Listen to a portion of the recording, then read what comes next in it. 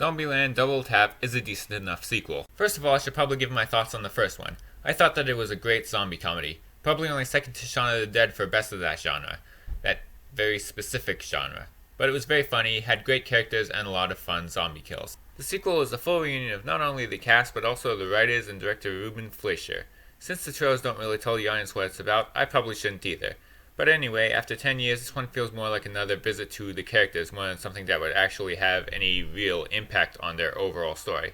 But I'm totally okay with that, as long as it doesn't ruin that story, and this one doesn't. For the most part, it retains the original's humor and charm. The cast is as entertaining as always, and there are a few great newcomers. Particularly great among the newcomers is Zoe Deutch, as the dumb Valley Girl type character who surprisingly gives some of the funniest parts of the movie. But unfortunately, there are also a bunch of other parts that just feel like a pale imitation of the original.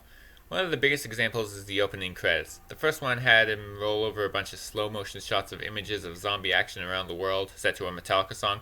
In the sequel, they try so hard to recreate that by setting it to a single, mostly slow motion sequence of the main characters killing zombies, set to a different Metallica song. This sequence isn't as creative or interesting. It basically feels like the same thing the whole time, and the faster, more intense sound of Master of Puppets doesn't complement the slow motion as well as the slower For Whom the Bell Tolls.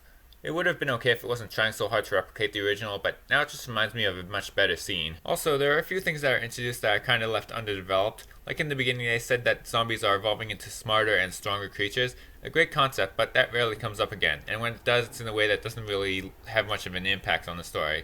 It kind of feels like a missed opportunity. But even then, it's still a very fun, very funny movie. It's not nearly as good as the original, but it's good enough to say that it was almost worth the wait.